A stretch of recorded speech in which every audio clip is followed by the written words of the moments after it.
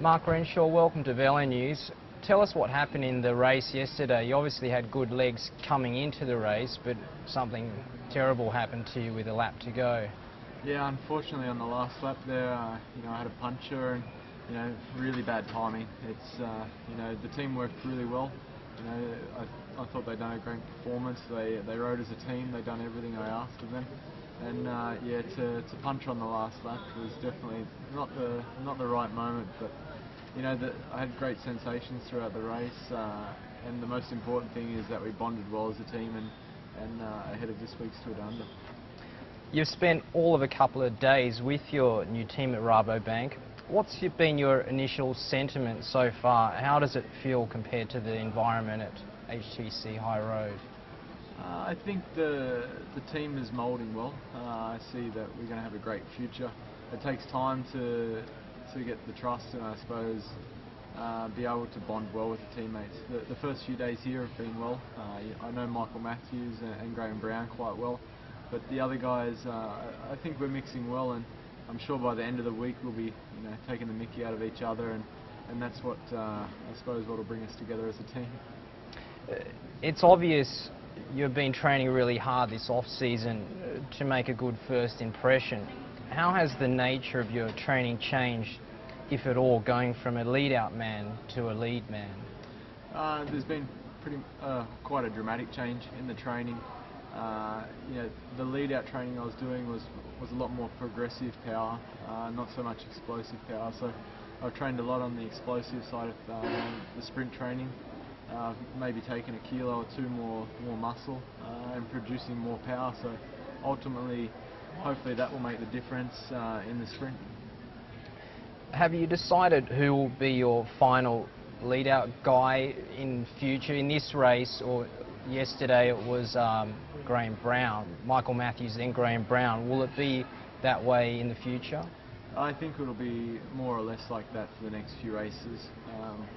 Graham's got a great turn of speed. I think the direction that his career is taking is more like my career in the previous, more to the lead-out role. So, I'll try and teach him as many tricks as I can.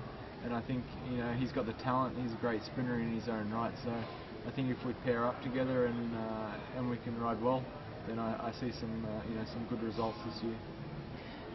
There's a lot of new lead-out trains to be tested this year. Cavendish will work with Geraint Thomas, Greipel with Greg Henderson, Goss with McEwen or Davis, and then you with Brown. Do you think the largely untested nature of the sprinters and their lead-out men will even out the playing field a little this season? I definitely think the playing field has been a lot more level this season. We've seen the top sprinters, I suppose, disperse through a lot of the major teams. There's guys that like that have the stronger teams. So I think it'll be a more level playing field.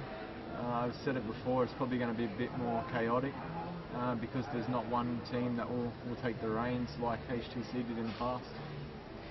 How many guys do you think you'll need to match the likes of Cavendish, Greipel, Goss and Farah?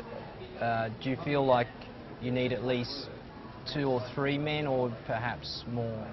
I think in big races like the Tour de France, we won't have the team to match these kind of riders.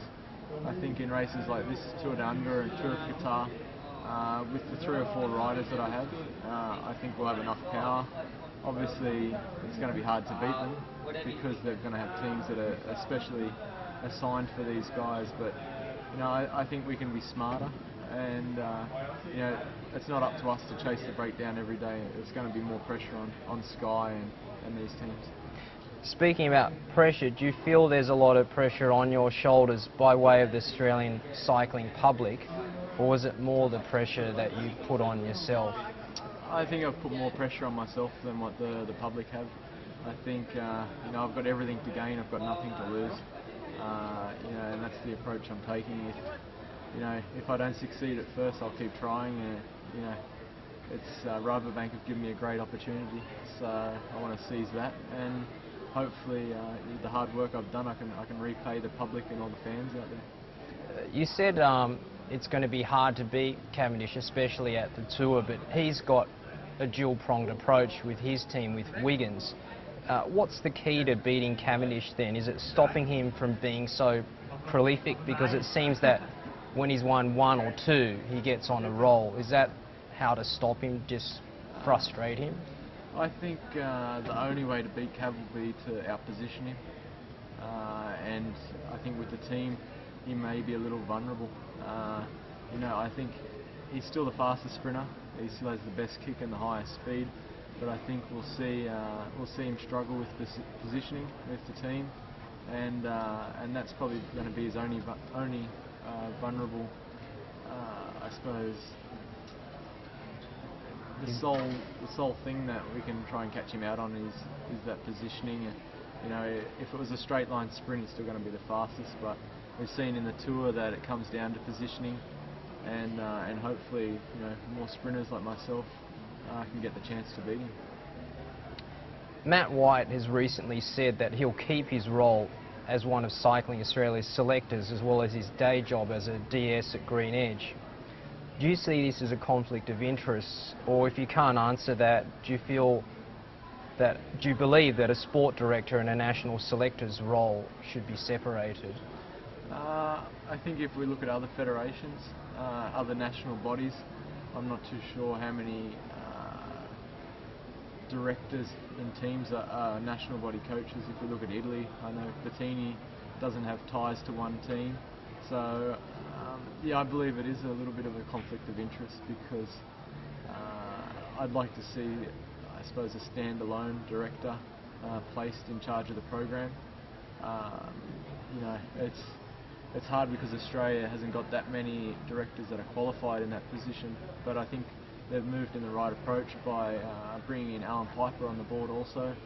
So I think I'd like to see Brad McGee. I'd like to see most Australian directors in the pro peloton have a say, because I think we get a better, broader range of opinions, and these guys are the guys that are at races and know the performance of riders. So hopefully that happens, but I think they've moved in the right direction already. That the Court of Arbitration for Sport verdict on Alberto Contador comes in the middle of this race, perhaps in the middle of this race, and at least at the start of a new season. Has the protracted nature of this case concerned you and your belief in the system, especially when cycling's integrity is already marred from previous scandals? I believe the system is trying its hardest to clean the sport up. I think the last 2 years we've had a dramatic change for the better. I believe that the sport now is the cleanest it's ever been. The case with Contador obviously is dragged out, and I think not only but I think majority of the riders would like that to have been cleared up a bit more prompt after the decision. So it's not good for cycling that it drags out. It's definitely not good for Tour Down Under that there'll be an announcement mid-race here. So whatever the decision, I hope it is finished soon, and cycling can keep moving in the direction that we've been. Eddie Merckx told me a couple of days ago that he believes that the peloton will never be 100% clean, but he believes at the present it's 95% clean. I'm not sure whether it's 95. I mean, what's your feeling on it? He's probably true in saying that it'll never be clean, because the temptation is always there. I think if you look at the top riders, 100% of the top riders are probably going to be clean. But as you go down the pecking order, there's riders that want to improve their salary, they want to win races, and the temptation's there. I think maybe the punishment needs to be higher to stop that temptation. But I would say that majority of the riders are clean. I can say personally that if they weren't, then I wouldn't be able to do these results, because I know that I'm 100% clean. I do everything I can to improve the image of the sport. So, and I've seen my progression over the last couple of years. So I think with my improvement, it shows that also the peloton may be slowing down compared to the 10 years ago.